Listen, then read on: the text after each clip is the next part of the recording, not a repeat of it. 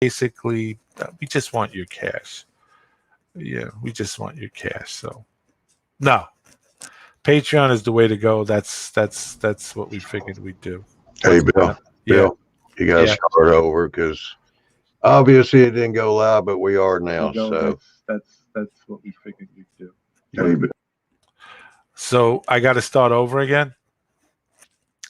Hey, this is Big Bill, and we're starting over again. This is Big Bill. Welcome to Model Railroading Live. Welcome to Model Railroading Live. It is March 17th. Happy St. Patrick's Day to all of you out there. Yeah, Grandpa Rail, John Dilly, there you are. Ron's Trains and Things, there you are. That's where we are. Well, happy St. Patrick's Day, the top of the evening to you. Me lads, he said, I hope that the interruption wasn't too bad. We have special guests with us tonight on Who's Big Talking To. But before we get to that, just let you know that Johnny's Train Talk Show is on March 25th, 2021 at 9 p.m. Eastern Standard Time. That's where you guys in the community can join in on the discussion with Johnny. If you have a good internet and a good camera, you can join in.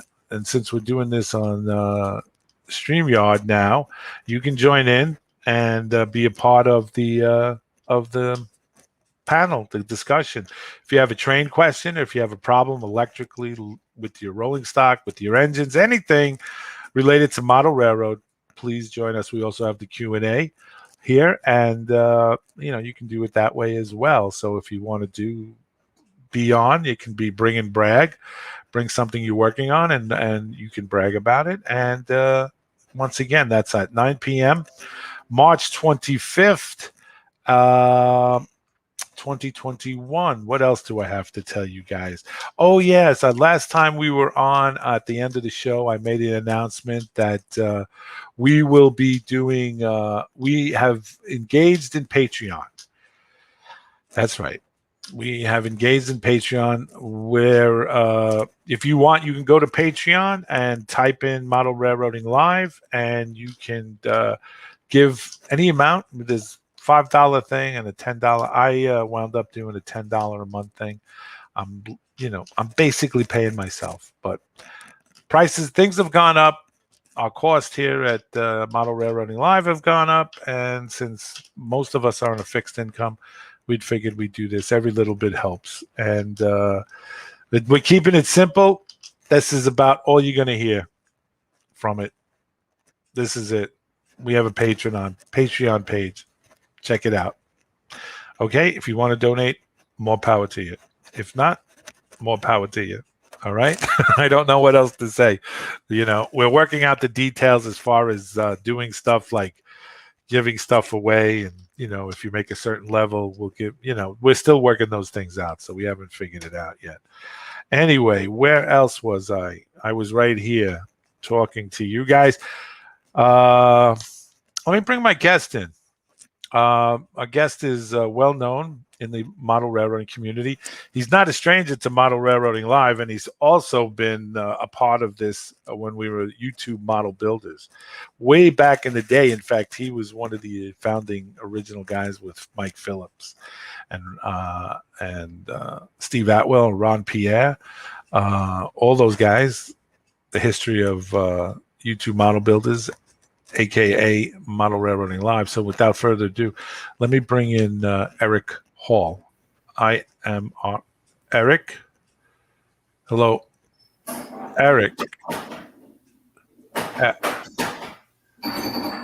Oh, hang on. Take it. I wasted my quarter. Yeah, we'll reimburse. Oh, hang on. You gave me $2 and I didn't spend it all yet.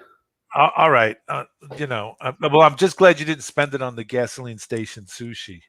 Yeah, the shrimp. You still owe me green M&Ms, though. Yeah. Okay. Well, it was in the contract. I know. That was a hastily signed contract too. And stuff. But we will make up for that. I do.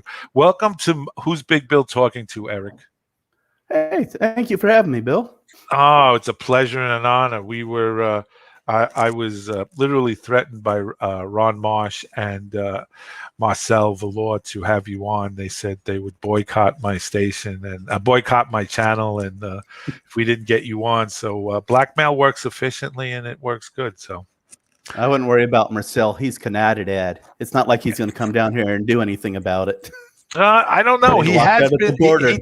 He did come down. He did come down. He made it through, and he came down once to see me. But that's all. That's another story for another day. Anyway, thanks for having. Thanks for coming aboard. And first of all, anybody out there who doesn't know who Eric Hall is, Eric Hall has a channel called IMRROCOM.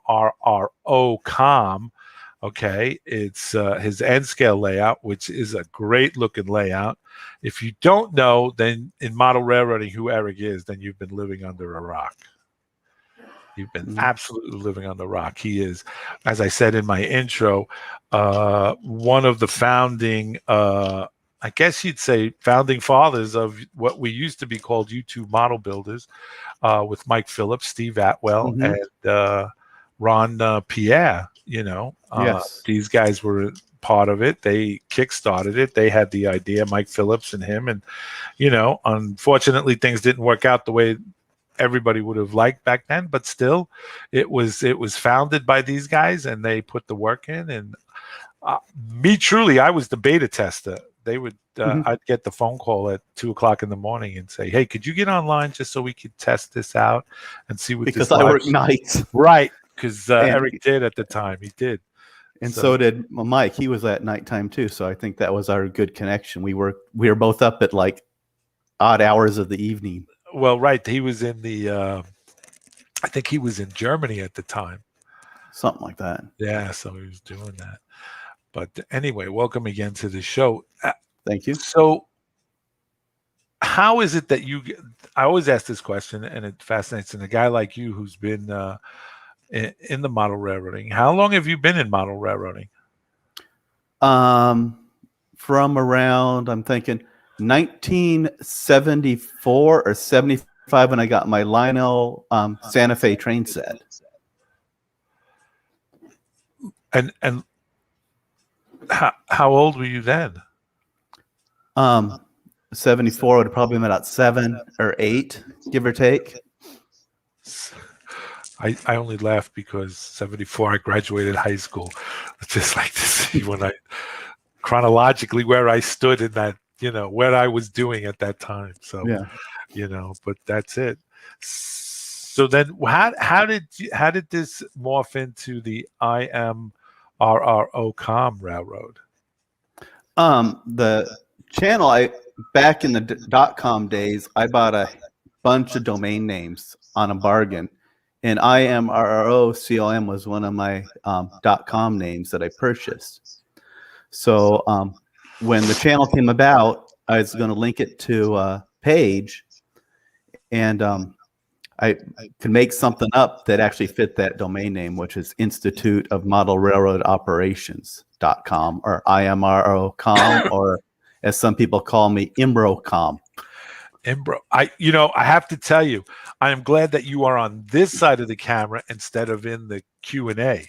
Because every time your questions that come up and I see it, I'm always like, I always go, I said, listen, from this point forward, it's Eric Hall, guys. Yeah. Eric Hall from IMR, and that's it. So it's like speaking, you know, it's a short abbreviation, but you know, it's cool. And it's just stuck. I probably should change, but it's been that way for, I think I've been on YouTube for 12 years now. For a long time. So it's been that way, and I'm not going to change it at this point. It's just what it is. Well, I know that also you had a change in Korea, your job with Intel. Yes. And then because there was a period of time where you were away from doing YouTube videos. It varies. When they had the mass layoffs in 2016, they laid off like 23,000 people at Intel, and I think basically I was like 2 years away from my retirement area, So if I would have got that, I'd get retirement income too. And I Right, think that was pension. part of it. But yeah, as a senior tech, I had people that worked for me, 21 years. I was doing pretty good, actually. I could afford to buy model trains. So That's really cool. And since Mhm. that, and now that your whole end scale layout, Mhm. in the side of your house there in the back, has really kind of like you're not really at the stage of like most people are finished. No, It's not still a even close. progress. Yeah. Mhm. And what's the name of that railroad? It's a Gila Springs and Mesquite Railroad or transportation system, and normally just we call it the GS&M. Oh, is it based on anything that's around in your community where you are, where you live in Arizona? Kind of. Most. Yeah, I live in Arizona. At my in-laws' house up in Surprise, when I didn't have years ago when I didn't have a name for the railroad, I was thinking it. I'm walking the dogs at nighttime, and outside their backyard, there's a big sign for a street name that says Gila Springs, and I go, "Hey, that sounds like a cool name for a railroad." And Right. then like the next street over there is Mesquite, and I'm going, "Yeah, Gila Springs and Mesquite. There we go, solved. It's the railroad now." And that's where that came from. Yeah. So if you go to Google Maps and type in Gila Springs and Mesquite, you go up and down Gila Springs and you'll see that sign. And then I probably shouldn't say that, but you'll know where my in-laws' house is because it's right next to the sign. Okay. Well, we will. What when you started this end scale, what was the purpose? The end scale layout was to give you more trackage, or because you have a very big, sizable room there. I mean, why didn't you go with HO? What was the attraction to end scale? Oh, N scale. Well, it was O scale. I had O scale, 3 rail O scale, and I'm like operations. And the room is was on the back of the house. Now it's inside of the house, but it was originally on Right. the back of the house in the back patio. The room is 11 by 12 feet, and for operations, I wanted enough area to do operations in, and I didn't think HO was large enough. So I went to over here in Mesa. There's a place called Roy's Train World. I was talking to Tim. He's the son of Roy, and he had a module, and it's out of one of the ComBlock books or whatever. You can see the module, and he sold that to me for cheap because the cat was using it as a scratching post, but it was N scale. And so I just tried out N scale, and I go, I think I can work with that. So if you look at some really old photos, you'll see this brown, tattered looking thing that looks like a cat scratched it up. Right. That was the initial test bed to see if I actually would like it. N scale. Right. And at the time, I didn't know anybody with the HO. I was, it was from O to N, and I'm fascinated with the operations. Well, I have to tell you, I have followed your channel since I've gotten into model railroading, which was back in the late mid 90s up until present. And I have to say that through your videos, I've watched your end scale layout and your house, kind of morphed into what it was. Yeah. I remember when you were right, because when you said, it was on the outside, it was in the patio built. And I remember the construction. I remember you doing the step-by-step of the construction being made and the whole mess that you were in, and, the debris and everybody coming in and out and traipsing. And, that's where the big build contest started too, because I knew I wasn't going to be able to get into the room.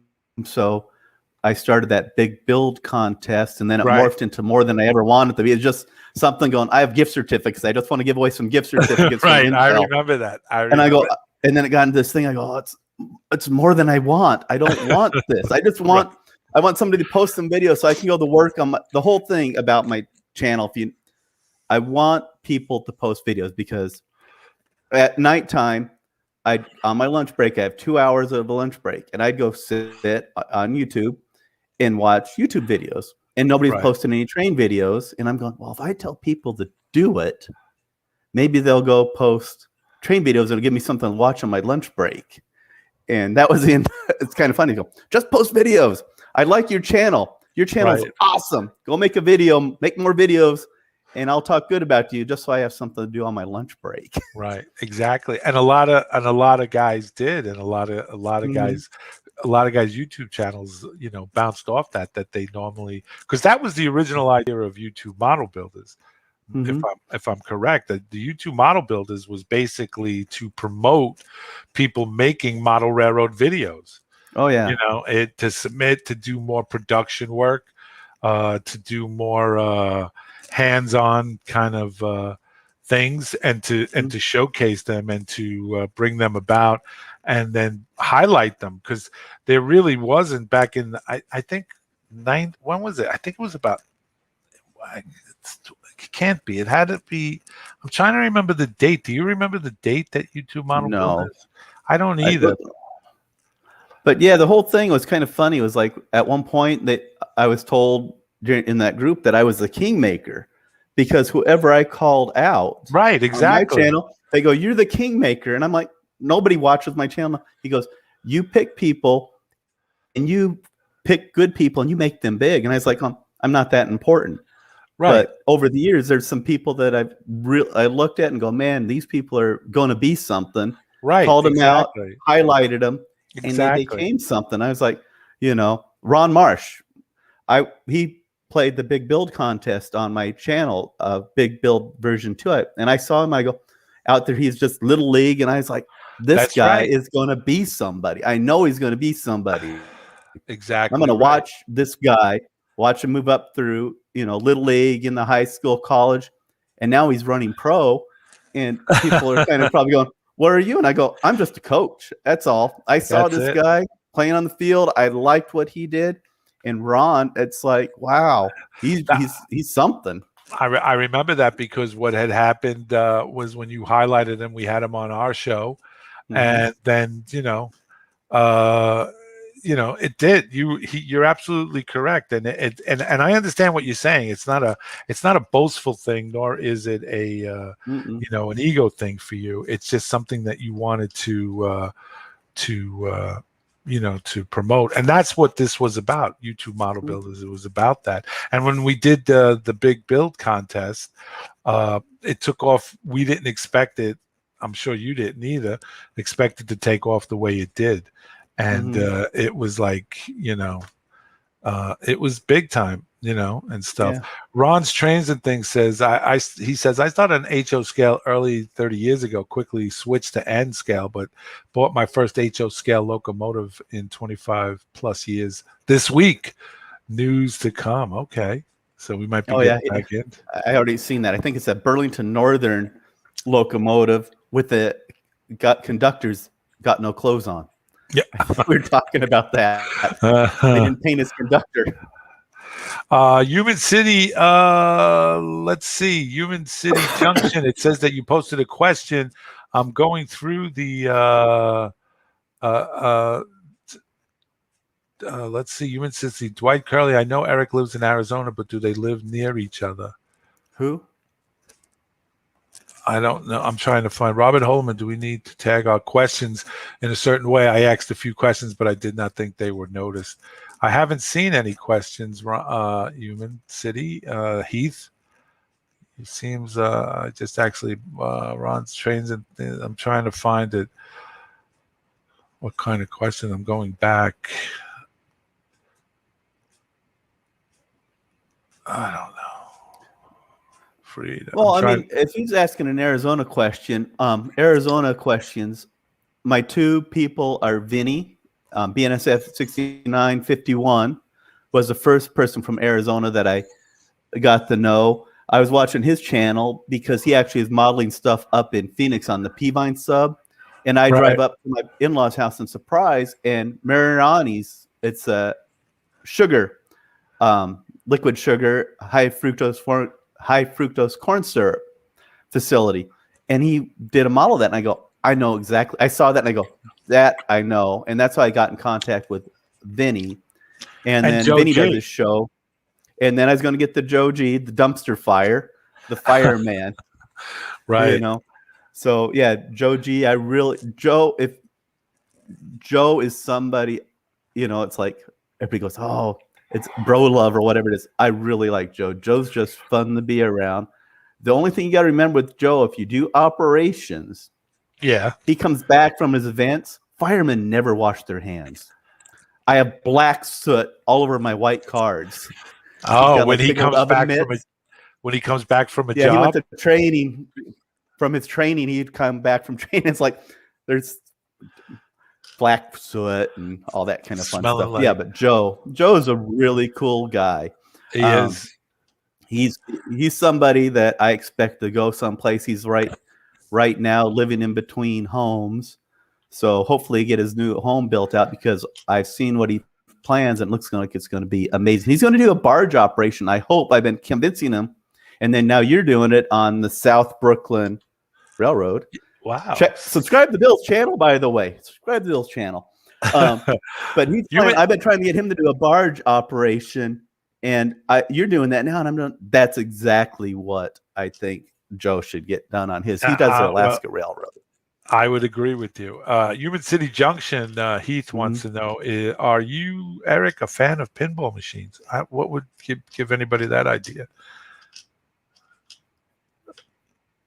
Well, this is actually the green room. This is the back room on Model Railroader Live. This is the new green room. So this just happened to be here. They promised me an arcade, shrimp cocktail, and green M&Ms, and all they gave me is these. Well, you're right. We did, and that's why we're doing Patreon. Great segue, Eric, into Patreon. That's what we supply in our green room. Do you? Human City again says, "Hey, do you have sound on your locos? And do you ever turn all the sounds on your locos and pinball machines just to enjoy the cacophony?" I don't even know how to pronounce that word of sounds. Well, the pinball machines, yeah, I have back there. Buccaneer is chimes and bells. Sinbad's chimes and bells. Hulk is electronic sound, chimes and bells.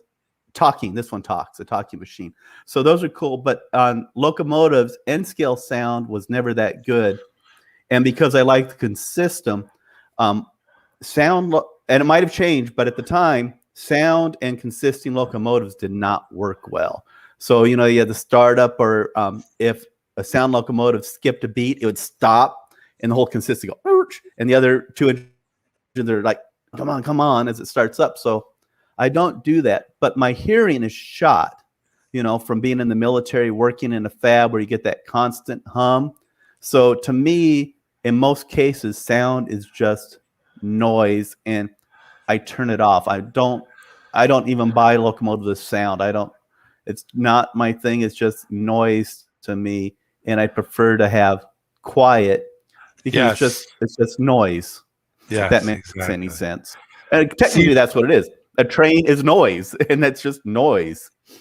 Dwight Curley wants to know, Eric, who has a bigger layout, you or Vinny? Vinny's is bigger than mine. His is 2 rooms. It is like 2 10 by 12 rooms put together. Double layer, triple layer. So his layout is bigger, I believe. My room, with the original room, is the mother-in-law room is what we originally called it because it's outside the house. The mother-in-law room was originally 12 by 20 feet, roughly. We added another 7 feet, so it made it 19 feet by around 28, 29 feet when we added the exterior L on it. And so it's besides that, it's the storage area for the house. So my wife and all the kids' stuff is in there too. So, but I think space-wise, it's a bigger area, but layout-wise, Vinny has more. Right. CV Railroad in HO Scale says this channel was a YouTube model railroaders with Model Man Mike, and also we forgot Derek Glass. Derek Glass, yeah, he was part of it too. Yes, Mr. Glass, he's part of my crew. Yeah, he's getting back into it. Mojave Model Railroad. Tina, hello. How are you tonight? N scale has come a long way in the past 10 years. Hello. What is one thing Eric feels is missing that N scale hasn't caught up with compared to HO? Excellent question. Excellent question. Actually, probably people will say sound, but it's not something I'm interested in. So, sound detail is pretty awesome. Well, actually, let's get the one thing that I would really want on N scale, and my layout is not bad, but I would like them to install in the decoders a mini keep alive. Just a second. That's all it needs, because it's very rare on my layout that I hit a little hiccup, but it's enough to kill the fun because I keep my track really clean. Right. But I've been to some places where the hiccup's a little bit worse. So if they figure out a way to incorporate a mini keep alive, all you need is a second, just that little skip. Nanosecond. Every now and then, it doesn't happen. Right. Just to get past that. That's all they need. That's what I think would be an improvement for N scale. Yeah. Mojave Model Railroad, again, she asked a question. She says, I always ask the guys who are married this one. Does your wife get to spend... Hello? Where are you? I'm still here. I know. Something came across. Tina asked, does your wife get to spend as much money on clothes as you spend on the railroad? Actually, my wife is different. She, besides being Italian, which is dangerous, she goes, I remember when she's a skateboarder girl when I met her. I'm a college student. Back in college, she worked at Tempe Chamber of Commerce, so she looks really. She goes, if you break my heart, I'll beat you with the chair. So I'm still scared of her. She's a keeper. Yeah, but she's not in the clothes or makeup or anything like that. She is. Her thing is she wanted to be. She's went to ASU at the Walter Cronkite School of Broadcasting, right. And she wanted to be like a broadcaster type of person, interview celebrities. Right. So she's really big on the celebrities. That's why I'm using her laptop, because she's friends with people like Michael Rosenbaum, Jeff Dye, that kind of stuff. So she talks to these people and she's kind of friends with them, which is kind of weird that she knows these movie actors are comedians and that kind of stuff. But she's kind of big into that. And that's her thing. So she goes, like, she's going to go to meet Jeff Rosenbaum. They're going to go to Florida this summer for like a Comic-Con or something like that. So she spends money on that kind of stuff. Oh, cool. So that's good. Mm-hmm. Ron's Trains and Things says, at one time Eric, you published a daily model railroad vlog. What are your future plans for YouTube content? Not a daily. That was a pain in the butt. It is, right? Oh, yeah. I mean, it was fun. What I think more than anything at that, because I was used to having a job, because all of a sudden I didn't have a job. I needed something to do. I'm used to, and I did it kind of as a job, and it was a lot of fun, and then it's still fun, but as my video production, I looked at stuff. Well, that looks sloppy. That looks bad. I started out, I don't know if you remember earlier, I used just Mr. Hands. You never, as I'm trying to get out of the camera, all you saw was the hands. I'm the Mr. Hands, the hands guy. And then my daughter dressed me up on like one of the very first videos where I'm actually on camera. I was just hanging out with Alyssa, and she set me up in, like, we did dress up. So I have like different hats and glasses, not thinking it was anything ever going to go anywhere. And that's one of that little series on, what is it? Speed matching is one of my most popular things on there. And it's like, oh, I need to redo that. That is just bad. That is so bad. Right. So, also, in your endeavor in model railroading, you're starting a company up. Is that correct? Yes, I have been Mr. Atwell, Stephen Atwell. It's his fault, because we go back and forth on things that I want, and he's kind of convinced me to do things. And now Mr. Atwell, he's from MidwestModelRailroader.com, one of the best hobby shop, in my opinion, the best hobby shop online. So if you go check them out. But he got me, we talked about doing different things that the hobby needed. And So we talked about doing warehouses, but Walters came out with some N-scale warehouses and doing photo etch parts. And I used to be working at Intel. I dealt with photo etching, which is basically lithography and how computer chips are made. And I really didn't want to deal with the chemicals and all that kind of stuff. But I ended up, after I had, right about the time I had got my appendicitis, and then they found out I had cancer, I got a 3D printer. And I kind of got into that, and I started making parts that I thought would be kind of cool. And talking with Steven from MidwestModelRailroad.com, he goes, you could do this and I could help sell these in my store. So that's kind of what I'm doing. But it's the Wild Hair Limited. So I kind of started it up. But yeah, that would be the place. I do have a picture just in case. It just happens to be sitting here. There it is. It's just because around the corner is my packing area. In fact, I'll turn the camera. If you look over here in that messy area right by the red door, that's my packing center right there. That's where I package everything. That's where all the action happens? That's where I package everything as I sit here and watch you guys up there on TV out in the diner area.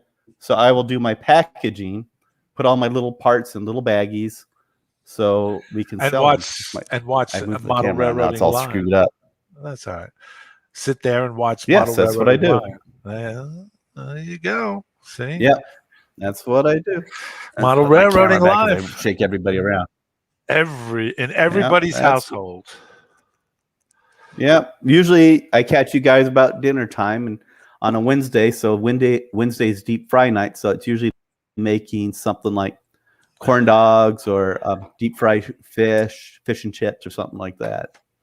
So I've progressed into this stay-at-home dad lifestyle. I drive the red bus and get the kids to and from school, make them dinner, that kind of stuff.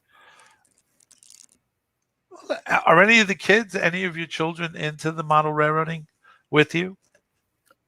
More or less. Alyssa used to be, but now she's almost 16.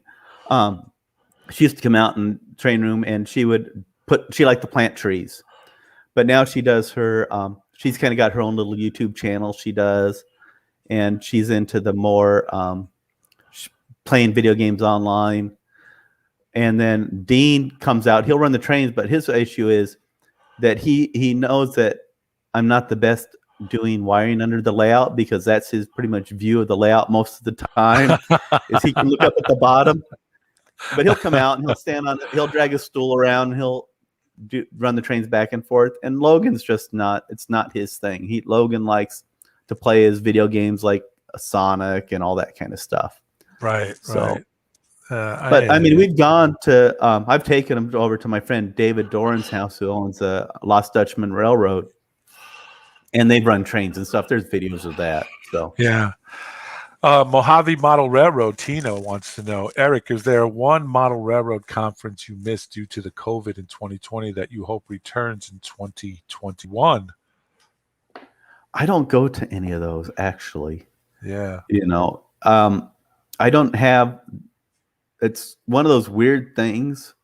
I own everything. I don't owe credit on it. My house, I own it. My rental unit, I own everything, but I don't have any money to go do anything with. It's kind of funny. It's like I worked at Intel for 21 years, so I paid for everything. I do have a retirement fund set up, but it's all 401k. So until I get well past the double nickel menu at Denny's, I can't touch it. So it's like, we looked at it the other day, my wife and I'm going, wow, it just blew my mind. I was like, wow. But I bet if anybody, I'll tell somebody, I'll give some people advice right here. Make a budget and live by the budget. I have an Excel spreadsheet, and since at Intel, years ago, I got a pay raise, but I was used to living on a certain amount of money. Even when I'm doing the trains, anything else went to the retirement fund or savings or paid off the house. And so I got a pay raise. Let's say I got a 15% pay raise. So instead of going out and buying a new car like a lot of people did. I still lived on my budget. So for the longest time, I was living on $600 a month, and people go, "What? How do you do that?" And I go, "I've done it so long." And I mean, it include my electricity, water. I have everything figured out. So, and then even model trains, that's where it comes in. Model trains were calculated into this budget. So I had $100 a month to spend on model trains. So I budgeted everything out. I never spent more than I had. I drive, our cars. My wife still drives her 1999 Jeep Cherokee that she bought when she's in college, ASU. And it's cheaper to fix the Jeep than buy another thing. And the Jeep doesn't need to be fixed. It's running solid for, 21, 22 years now. And I just put a radiator in it. So it's like, don't spend money that you don't have. If you do have money, budget your trains. If you're doing trains or whatever your hobby is, I do muscle cars, pinball machines. Granted, you followed me along when I did the house edition, was part of my channel.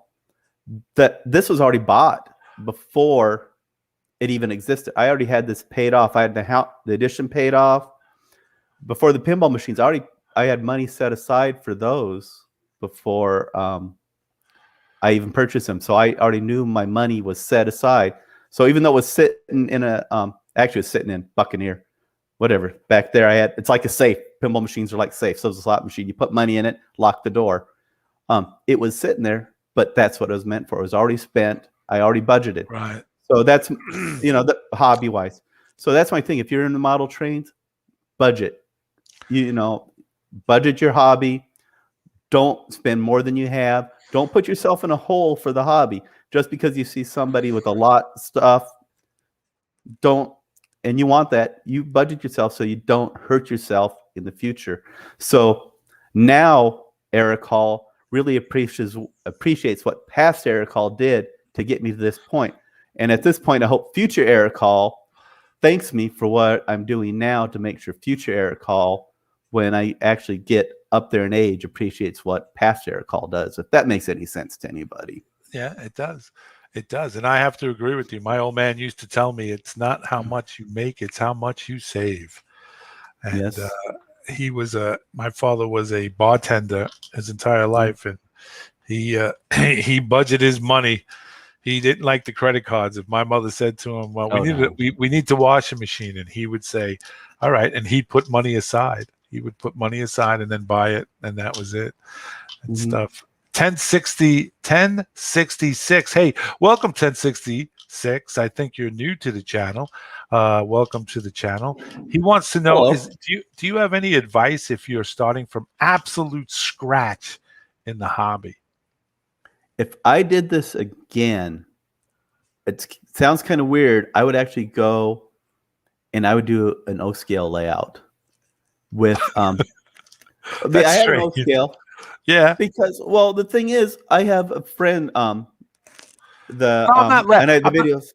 I don't mean to. I'm not laughing that you would go from one extreme. I'm just saying how popular O scale has. I've had numerous O scale guys on the show interviewing, and their enthusiasm and their knowledge is like, not that I didn't think they were any less than anybody else, but it's just a whole new, way of looking at things. So yeah, I'm sorry. Go ahead. If one of my, I can't remember, it's like 3 or 4 video backs, I went to my buddy's house, Bill Summerfield. He has an O scale layout. It's a ON3 and then actual 2-rail O scale.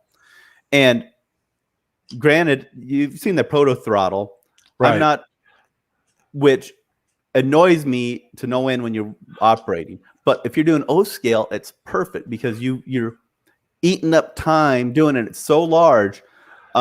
When I'm operating on Bill Summerfield's layout, I'm operating the Frisco. He has an Alco RS unit, RSD, and you have all those heavy cars behind it. There's like 12 to 20 cars behind that, and you pull forward and you just hear that slat coming. It's like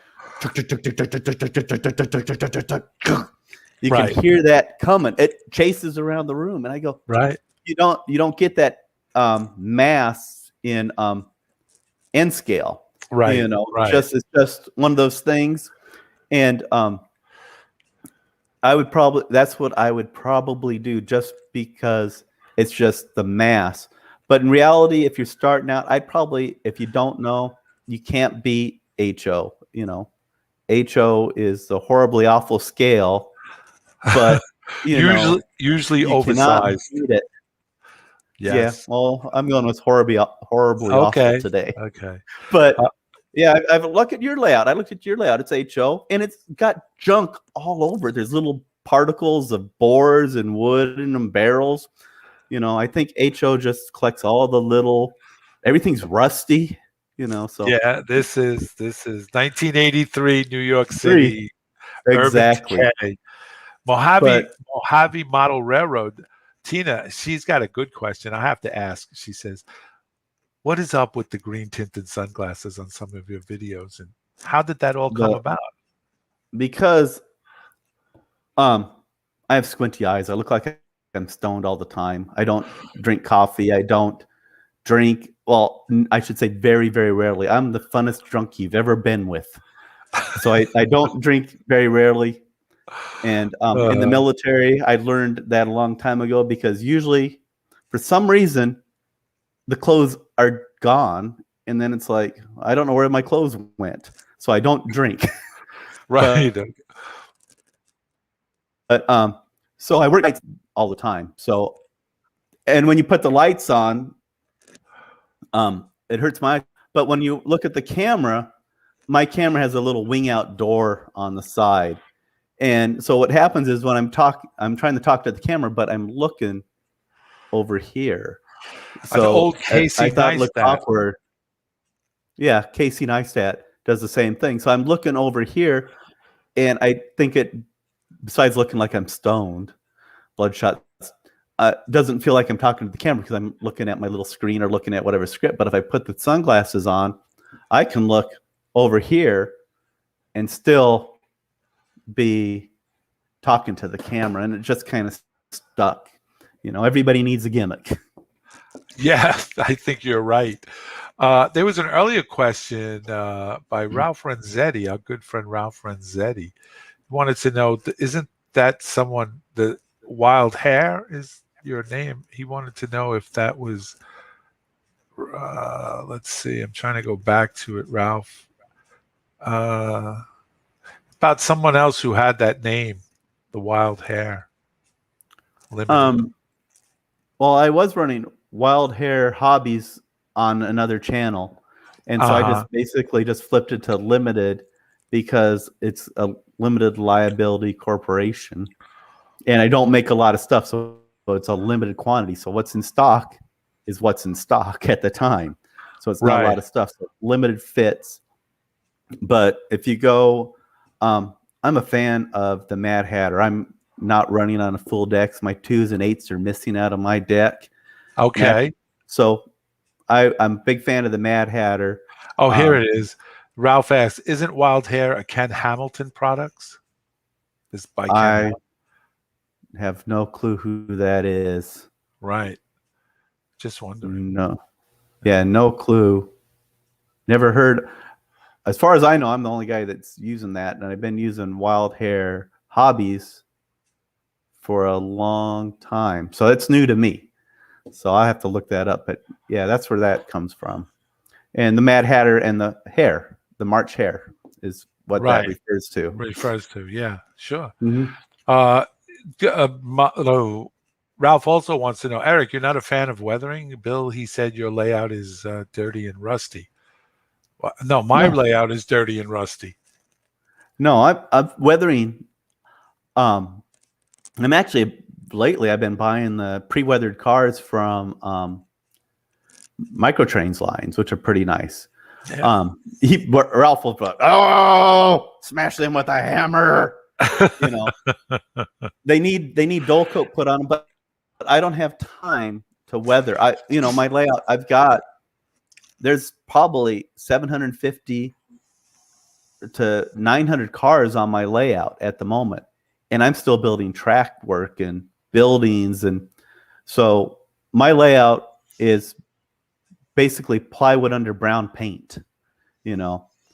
I got to keep that plywood down with brown paint because I got so much going on with it. I'm like, even though I've been working on it for a long time, it's really in the beginning stages, and weathering and scenery and all that stuff is last on my list. I'm more into operations than anything else. Yeah, that was my next question I wanted to ask you. But before that, Tina Mojave Model Railroad says she has a tax question. Actually, as you have a YouTube channel, do you write that off as a business and then write off your trains as a business expense?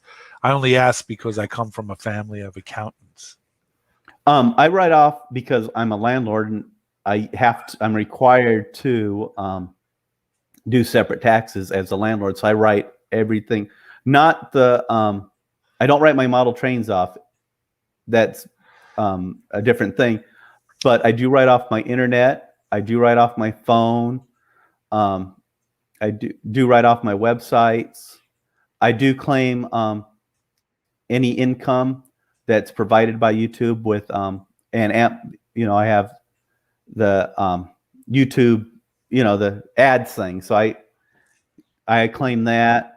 I also have to claim obviously this will be hobby income, so I'll have to claim that. But I will write off the expenses, like I'm planning on buying couple updated printers once I get Mammoth, that new section of benchwork built. So I will write that off.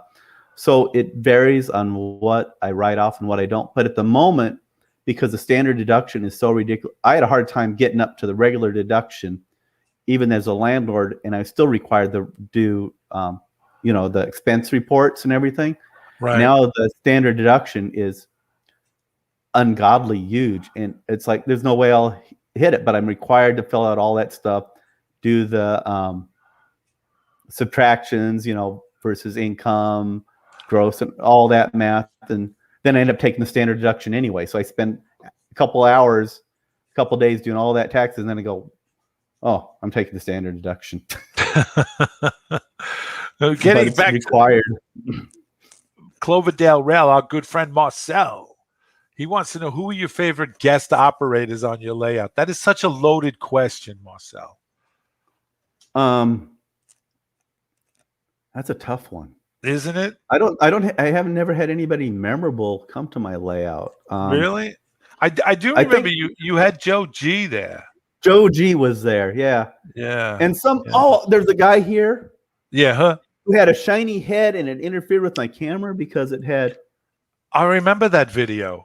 Yeah, where what's his? There's a Markel from Canadadad or something like that. That guy. That guy. Yeah, I knew I recognized him. Yeah. No, I wish. Oh man, because I had so much fun. Because Marcel used to come down. He'd go to NASCAR here at Phoenix International Raceway, and Joe and him, we'd come down and have a blast. Marcel is so much fun to be around. I mean, he's, and then his kid Andrew, man, he cracks me up because we're sitting there making hot dogs and stuff, and Andrew's like going, "Dad, you're getting fat."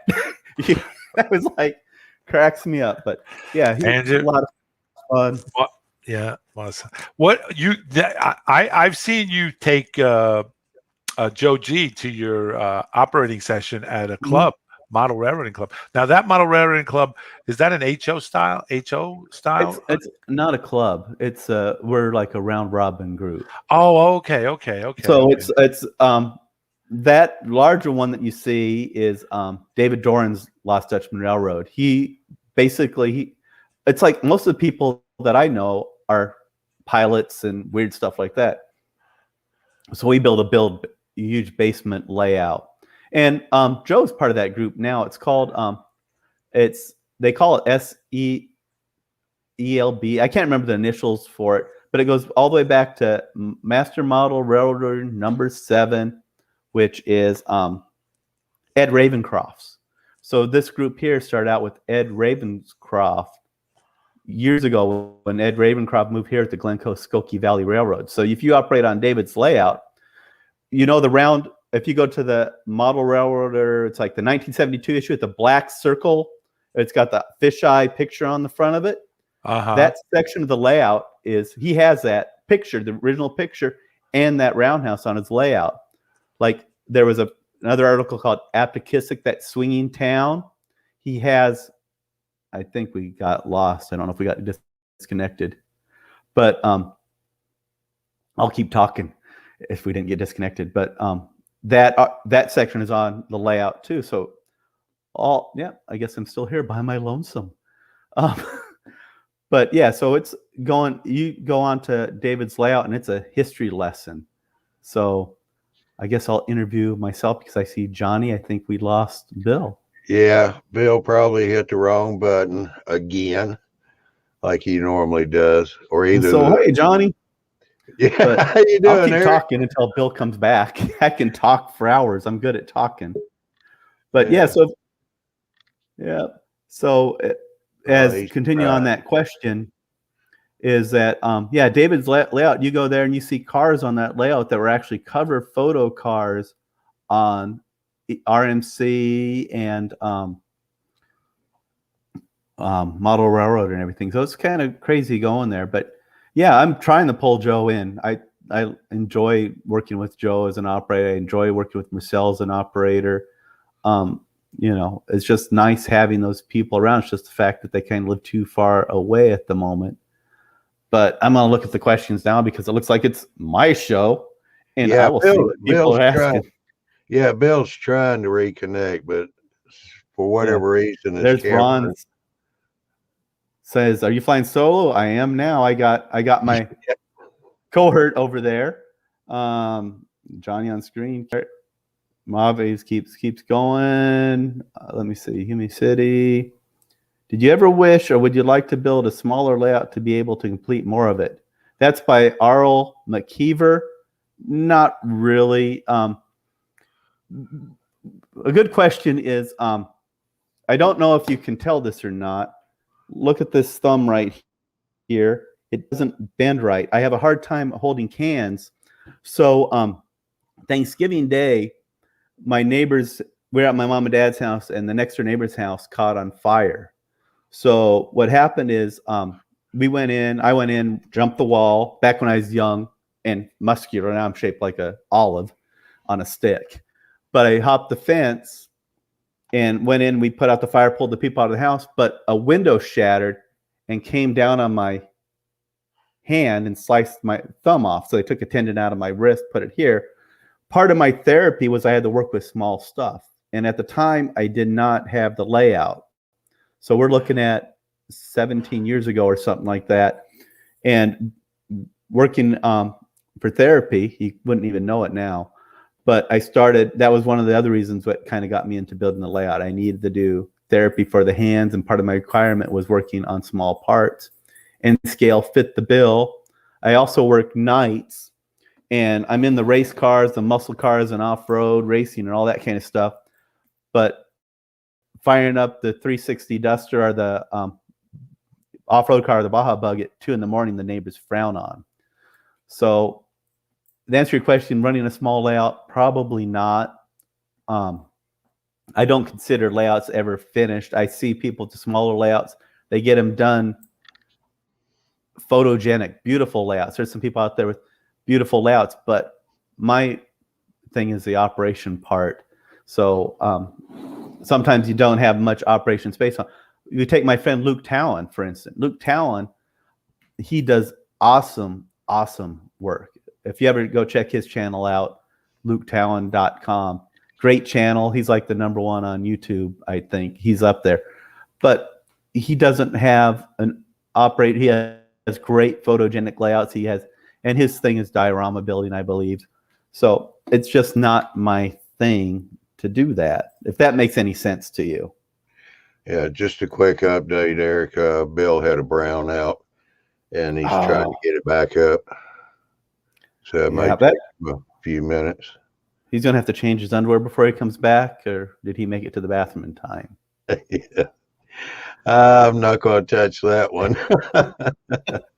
That's all I know. Yeah. What's the latest thing you're doing on your layout right now anyway? I'm building a place called on the west wall where it's Mammoth Cement, which I'm starting out. So there should be some videos coming out on that. It's basically a scale size cement production site, So you have the limestone, you have the cement, you have the coal going in. So that's one thing you can do in N scale. I can actually build something that is pretty close to scale size. I'm actually using, people don't realize this, most HO buildings are half scale to true, but with a little, I'm changing the doors out with my 3D printer. I bought the Valley Cement complex with the big pipes and everything on. That is closer to N scale than it is HO once you change out the doors and some ladders and everything, or stairwells and everything on. So that's what I'm using. And it's still smaller than what an actual cement facility is. For instance, if you go to the Walters and you buy the, Walters sells a big oil tanks. They're about, as I'm trying to line up here on the camera, they're about like 6 inches to 8 inches in diameter, about that tall in HO. But if you scale them out to N scale, they're 60 by 100 feet, which is the actual size of the real tanks. If you go up to the tank farm and measure them out up here in North Phoenix, the tank farms, all the tanks are 100-foot diameter, 60 foot tall. So those HO parts are actually scaled perfectly for N scale. So on the ladders running up to them and everything, I just change them out for N scale ladders. Or if they have the stairwell with the double, they'll have the double railing on them. You just nip the top railing off, and if you want, you can put a lower railing on it. And now it looks HO scale or N scale, other than the stairs are a little bit steep. So. Yeah, we got a question here from John Arthur. How big is the section with the cement company? It is approximately going to be 12 feet to 13 feet long, and it's 18 inches deep. And Tina, let's see, loaded question. What brand or company is top on your list when purchasing rolling stock and engines for your layout? Okay, well, we know my favorite hobby shop, MidwestModelRailroad.com, Michael Atwell, or Stephen Atwell. But I really like... there went your discount. Yeah. Love that place. Well, before we even get that far, his shipping is instantaneous. You place an order there, they will ship it the same day, which is just outstanding. So it's like it's here in 2 days later. So that's and the prices are good. But in N scale, you're looking at, for engine wise, Kato, I like those, and Atlas are my two go-to. I think they have, granted, some people go, the detail's not right, but because I'm an operation person, you can't beat a Kato drivetrain. Katos run beautifully. Never had an issue with them. Atlas are pretty good. Then you look at, what else do I have? And I have a couple Athearn FP45s, which are the big fat Santa Fe wide cab looking things, and they run pretty good. Fox Valley, I have some Fox Valley models that run okay, but really my go-to models are Kato and Atlas. I hope that answered your question, if that makes any sense. Yeah, probably did. I see. Did I catch you right? Well, yeah. Adrian, how you doing? Just scratch build your own. None of them represent a large real industry. That's close enough for me. As an operator, I don't need to be exact, but the size-wise, it's close enough. Like, again, my layout is so huge, I don't have time to build everything on it. It's a big endeavor to scratch build everything. If I had my original section, which my original N scale section, which was 24 by 6 feet, I could build everything scratch on that little module. But that's not where I'm at. It depends on where you're at in the hobby. And my focus is operations. So getting something to represent a building like in Hermosa, I have a 2x4 that I printed out on printer paper. I printed out a corrugated roof, put Holstein's transfer on it, and that's an industry. It's a 2x4, but it represents a place to operate too. So people don't understand operations is a model in itself. I don't model an individual thing. I don't model an individual car. I don't model an individual. Model a railroad. So my model is the actual operation of a railroad from Phoenix to Tucson. Like I'm pointing in the directions, like you know where they're at. So my is an operation or an actual railroad that I model, not the individual parts, but the whole concept. If that makes any sense. Yeah, we got one, Jennifer White. What would be better than modular farm layout, or should I keep what I had, one long module around the room? I prefer the shelf layouts, but that's me. My layout is my layout is technically modular because it's built out of 4x8 sheets of plywood. So most sections are 8 feet long, sliced either down to 12 inches, 18, or 24. So that's my standard benchwork width, other than the peninsula where LaGrange sits. So it's your choice. I mean, I could technically unbolt my layout from the walls, move it, and if I have a relatively same size room, I can splice things together and refit. Is it modular? No. But can it be modular? Yes. It's all fit through the door. These guys got off on couplers. What kind of couplers you like using since you're in scale? I stick with microtrains. You can't beat them. People talk bad about microtrains. It's a slinky effect and all that, but they work. Operations wise, you can creep up on them, and they couple. I mean, you just blow on, blow speed, and they will couple. You get to some of them, which the McHenrys require a little bit more work. Atlas are pretty good compromise. McHenrys are a little bit, and then you got the CL train couplers, and people should know how I feel about them because, you have warp 7.8. And they don't even couple to themselves. They'll shoot that car down the track. So the answer to your question would probably be microtrains first, Atlas, McHenry. And then Kato couplers don't really count because those are just automatically replaced with microtrains. So hopefully that answers your question. Mm-hmm.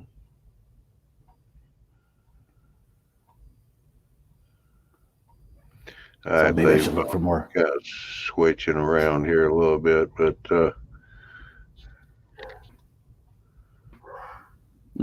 like dead air. Dead air is bad. Yeah, I know. Who are the major YouTube channels you like to watch on a regular basis? Okay, we go. There's this guy that has a green shirt with the backwards R on it. Ruts, Trains, and Things or something like that. I really enjoy his channel. Yeah. Ron, Mashed Potatoes. I don't know. Yeah. Really good channel. There's Bennett, Rob Bennett. I really like his channel, but his video sections are way too long sometimes. He posts a video and it's like 45 minutes, so you got to watch it in chunks. I think a good video should be 10 to 15 minutes. Ron knows I say all the time, your video's too long. But Steve Bennett, Rob Bennett, there's a new SoCal model railroad that's really good. I really like his channel. KRP Models, who does the Southwest. He's in California. I watch Vinny. M. Pertel, I can't think what his name is now. I watch his channel. So those are pretty much off the top of my head, but there's several of them that I watch. Walt, there's a guy named Walt that I was really a big fan of. He's a rocket scientist, a rocket guy. But he hasn't published anything in a while. Yes, you did. Walt. And it depends on who it is and what they do. Yeah. What's the heck is his name? He does the videos every now and then. He does operation videos. Ralph and something or other. But he does. When they film videos on their train layouts, I'm not a big fan of where they put the camera on top of the train running. You know, it's just not my thing. If you pull back, I'm a people watcher. So if you pull back and see what the people are doing, the interaction with people, like CV lines or something like that with my camera, the people is the entertaining part of it. You know, it's granted everybody goes, oh, it's all about the trains, but if we go back to an interesting thing, and it's a Comic-Con thing. If anybody, if you know who William Shatner is, William Shatner is Captain Kirk from Star Trek, and he's really popular at the conventions. And William Shatner made a really good point. He realized that people come to see him at the Comic-Con conventions. And then he's realized it's not that they come to see me, it's they come to see their friends, and they just use me as a catalyst and excuse to come hang out with like-minded people. So I think that's what trained people are. We're like-minded people most of the time, you know. So we come to do things together as a group. Maybe we use trains as that catalyst to come hang out with people that we enjoy being with. Or in my case, I used to do race cars, or drag racing, off-road racing. Bands, I used to do roadie work. I'm good friends with Scott Hessel from the Gym Blossoms. I've met Alice Cooper. But different things, it's like whatever your passion is, you meet certain people, and it's the people, it's not necessarily what you're doing. Pinballs, I love pinball machines. I play it all the time. But is it the pinball machines or the friends that I've made with the fact that we have enjoy playing pinball? So I think model trains are a catalyst on what people do. Lionel Strange, he has a show called, and I'm sorry, off your show, like Big Bill's show. He talks to people about how they, in the hobby. So his show is entertaining to me, like Big Bill show, is because it's about the people in the hobby as much as the hobby itself, if that makes any sense to you guys. I mean, I was Lionel Strang, and his channel is AML. Mm-hmm. We got one here from Gimme City. What is your holy grail of mile railroading? Something or someplace you have not accomplished yet? I don't have anything like that. It's kind of funny that you think going, oh, I must have a big boy, or I must have this or that. It's more than anything else to get involved with some really good operations. Where Ron Marsh is in Missouri, oh, he's not that close, but the Kansas City area, they have a huge group of operations groups there. I don't have the money to fly there and go to those operation events.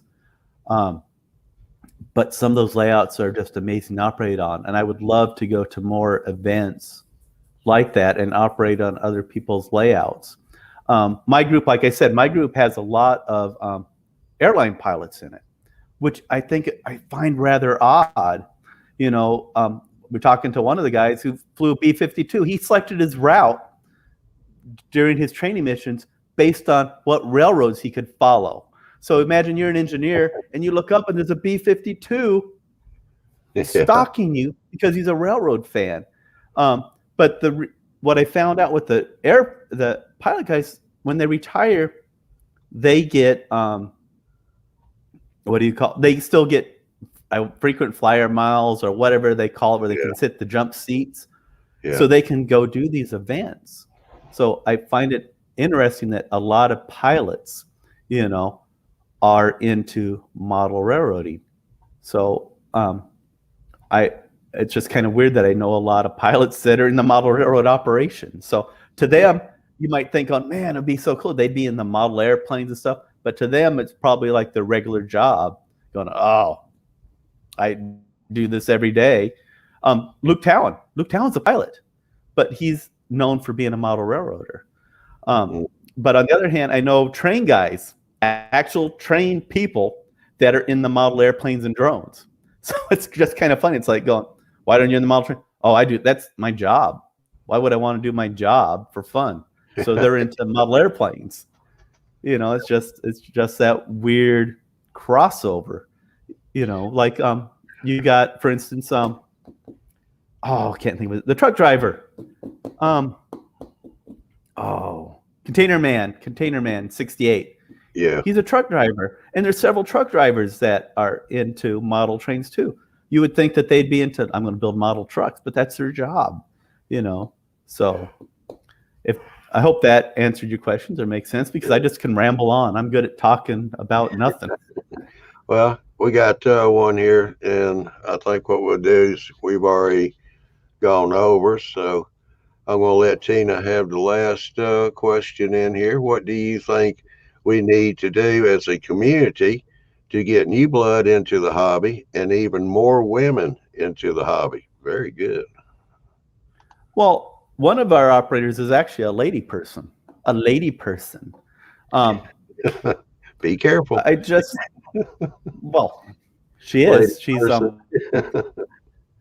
yeah. But she operates. She goes with the events with her husband and everything, and they're the Watsons, and they're younger people. I mean, they're my age. I'm saying younger people. They're my age. So I'm like a couple months away from the double nickel at Denny's. But I think more than anything else, you got to recognize, like my kids, they're in my daughter's in high school, so it's not her thing. It sounds wrong to be saying this, but if you're in high school, college, do other things. Don't do model trains. Go out and live. Go out and meet the girls, or do cars. Do live. Go places. When you get older, come back to model trains if you're interested in that. That's what I did. I went and did things that, to me, you look back and go, you did that. I never, things like I should have done. I wanted to become a pilot. I never did that. I wanted, go do certain things. I never did but during the time when you're young, go do that. But when people start hitting about 40 years old, like Joe G, mid 30s to 40s, bring them in. They're getting to the point where they're starting to get comfortable. They should have kids, or probably have kids. They're getting a little bit more stable. They're going to have more disposable income to spend on themselves or their family, and they can work on trains. But when people always say, oh, you got to get the kids in, get them in early, let them see what it is, but let them live that middle part of their life, from 18 to 27. Let them do their thing. Let them, that always goes, you need to get the young bloods in here. Kind of, to me, it's kind of like, no, I go out and go to concerts, go meet people, go enjoy life while you're young. I'm getting older now, and I found out going up in the attic, it's like getting a little hard on me. I take my little boy to the supermarket because I don't want to bend over and pick stuff off the bottom shelf at the supermarket anymore. It's like, go get that on the bottom. So live your life as a young person and enjoy it. Hey, speaking of young people, I'm telling you,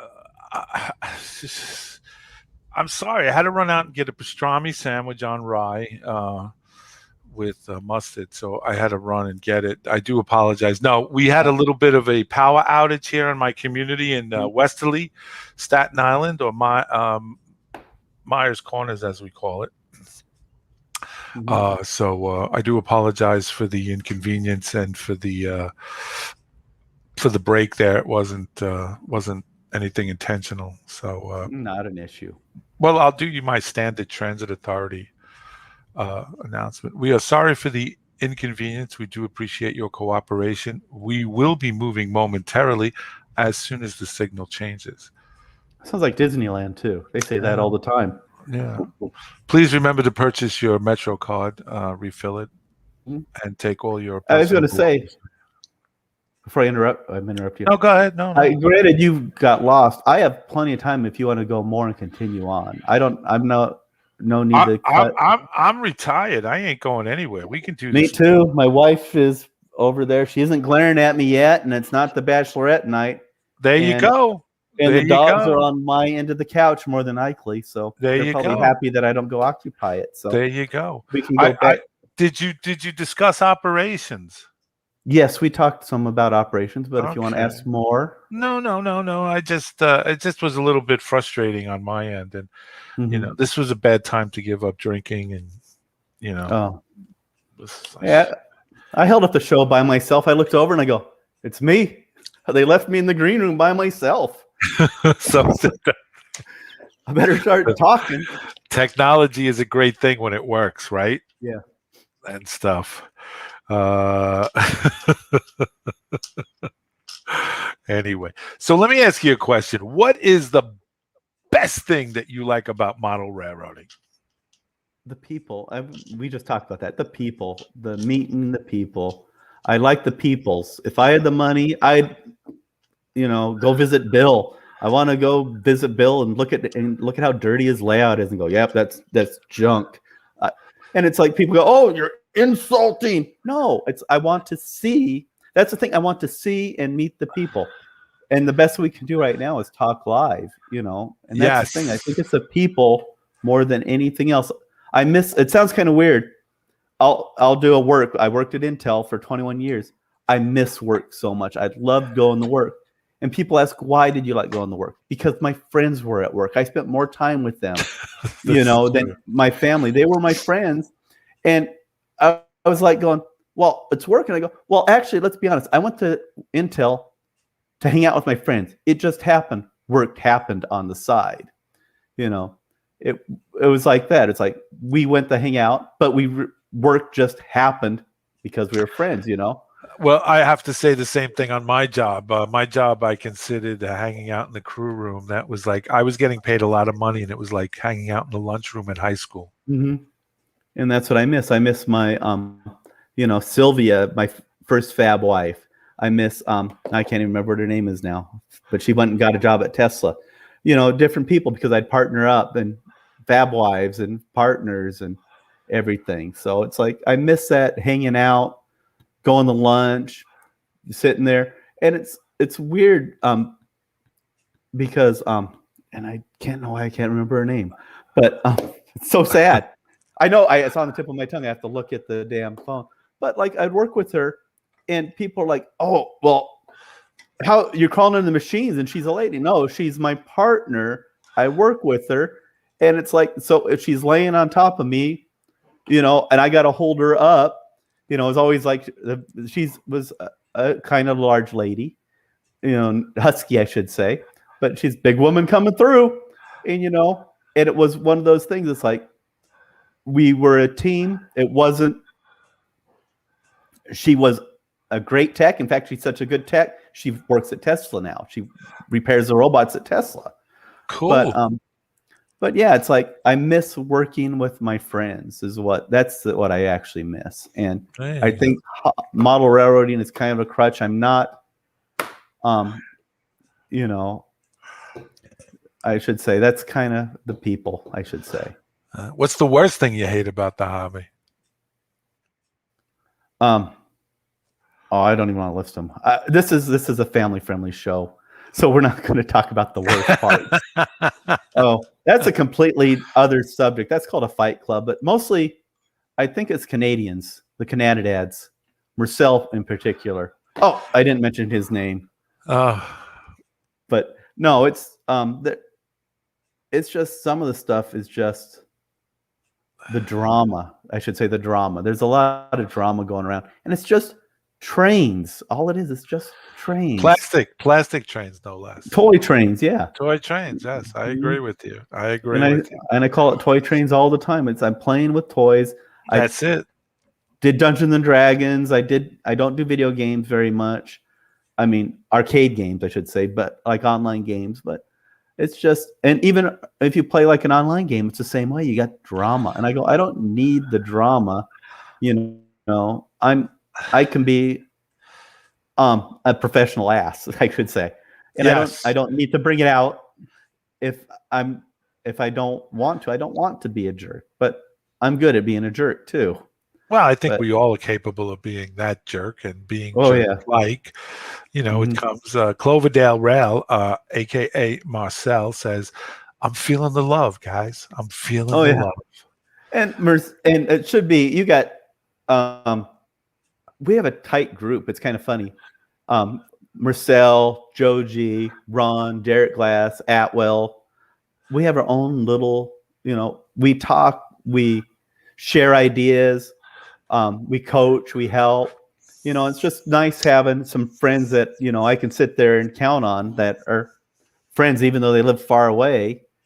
And I think that's more than anything else, just friends that you make is more important to Yeah, me than anything else. yeah. Worst thing is Passing dropping a by look you. on the floor. Yeah, I've done that. I've so have watched I. I've watched something drop on the floor. I've done that a couple times. I got a brand new car. One of those coilover cars from Atlas that are like $29. It's got the little lid on top. And I pulled it out of the box, picked up the bottom, leaned it over to look at it, and the lid fell off on the floor because it's got the weight in it, broke all the Did it? railings off of it. Did it? There goes What? $29 worth of, okay, I should give that to What? the mud father and have him weather Yeah. it and fix it for me. I have to say, my good friend Frank DeLauro, who I have worked with at the New York City Transit Authority for over 30 years, says, "You never retired from being a jerk, Bill." Yeah. I mean, I would at work, and it's so funny because I'm Mr. Angry. I'm calm all the time. But you'd hit the point and I go, you know what? Yeah. This is it. You know what? It's over Yeah. with. I've had enough. You guys are jerking around. We're here to get this job done. I want to, it's do it right. My philosophy is you do it right the first time. First pass qual. If that means, you do a PM or repair, it passes first. I don't want to go back into a tool that we spent, a day fixing because somebody got too quick or too lazy and we have to open it up and do it again. It looks bad on our team. Right. And because they're my team, I take it personal that we had a failure. Yeah. I don't want to be that people that go, oh, look at shift 4. They screwed up again. No, I want to be the people that are going, look at shift 4. They're the ones that beat. They might be the oddballs like the Black Sheep Squadron, Pappy Boyington. They're the oddballs out. Our shift was, but we were the best. We didn't have the top of the, like day shift had like the super geniuses. Yeah. We weren't that shift, but we were better than every other shift. And you got to treat people fair too, I should say. You might have differences. I might, right, but you treat them fairly. It's like just because you're my friend doesn't mean I'm going to treat you any differently than someone else. I'll treat you the fair way. I will sit there and go, hey, granted, I don't like you, but we're going to treat you fair. And that's the thing. And with due respect and with integrity and with ethics. That's what it is. It's not everybody has to, but when you're in a work environment like that, Mm-hmm. you have to. John Arthur says, I definitely stole playing trains from Eric. Perfect for ops. My dad would freak out if he made a mistake. I would say, relax, Pop. We're just playing with trains. Yeah. And he's right. Mm-hmm. He's right. Ron Price, my friend from down under. Hey, Ron. Do you know Ron Price? It's kind of funny. I know people, but I don't know people. Ron Price is in Australia. So we know what we do know is this. We know that the world is not coming to an end tonight because it's already tomorrow in Australia. So that's a good thing when Ron's on. And the second thing is Ron is a great guy. He just is a great guy. He's enthusiastic. He does great things with trucks. He puts lighting in the trucks and the details and puts the headlights in, the backup lights. He really is good at that stuff. And then we have the Gandhi brothers showed up. Wayman Humphreys. This guy is a great modeler. He went from he did HO, then he went to N scale. And then he went immediately the next day back to HO scale. Yeah. So as you're saying, the world's not coming to an end. It's my Old Squadron VQ3 Ironman Takamo has never completed a mission yet. The Doomsday plane has never completed a mission yet. If it does, everybody will know. And then the world will come to an end. Then the world will come to an end. That will come. James Wright, for instance, is another guy that I've known for a long time. It's kind of funny because he's the follow-up to me. So granted, he's Air Force, but he knows about the EC-130Q Takamo that I worked on with my top secret clearance, and we went to the E-6A Hermes, which became the Mercury. And when they redid the plane to the E-6B as a command control plane, which is still the Doomsday plane, he's flown on that plane. There's only 16 of them in the world. Really? So he's been on that plane, and he's in his old military career. So it's kind of funny, that connection. It's like when he talked about stuff, oh, I know exactly about that plane. I know what that plane does. Yeah. You know, it's a plane that never completes a mission. Yeah, you might say it does. Thank God. But there's 2 of them right now. There's 2 of them flying right now, doing their thing.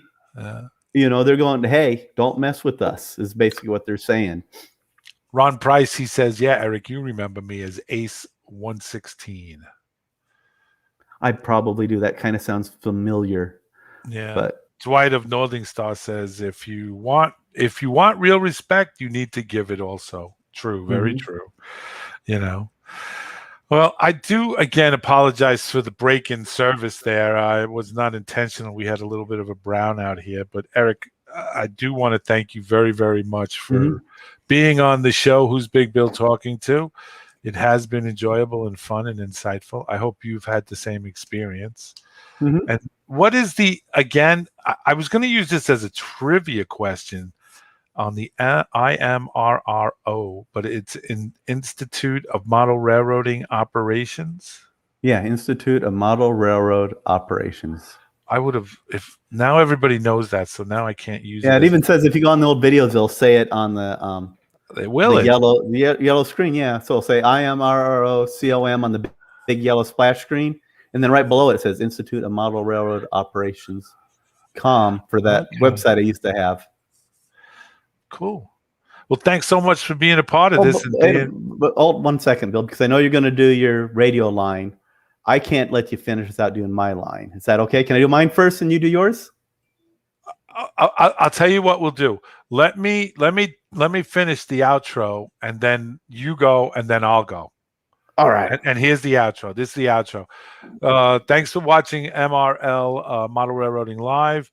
Who's Big Bill Talking To? We had the guest of Eric Hall on. Also, guys, remember that on the 25th of March, we will have Johnny's Train Talk Show, and he'll be on at 9 p.m. Eastern Standard Time.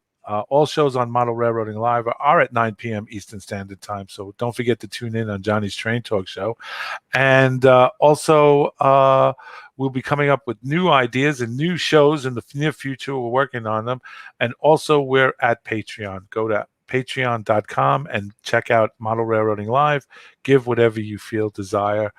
You know, pull the cushions apart on your couch and whatever loose change you come up with. You know, the change you got in the ashtray that you don't smoke anymore, stuff like that. So go check that out. With that said, Eric? All right. Got to do the old glasses thing. You know how that works. I will say one thing before I go. Make sure you go. I've been watching Bill Graham, his channel, the South Brooklyn Railroad. I can't think of what the actual link is at the moment. Go subscribe to his channel. I wish he'd make more videos. I love your videos, by the way. The barge has got me. With the, I'm going to talk about really quick. You did the life preserver and the life vest, which is code Oscar in the military, means man overboard. So they had a dummy that you throw overboard, code Oscar, and then you run to get your stuff. Right. So go check out his, subscribe, thumbs up, all that kind of good stuff. And as always, stay frosty, my friends. And we'll see you on the radio. And thank you for appearing. My apologies to Sir Rod Stewart. We were supposed to have him in that break, but we got lost. Anyway, we'll see you guys on the radio. Be well, be safe, and be blessed. See you later, guys.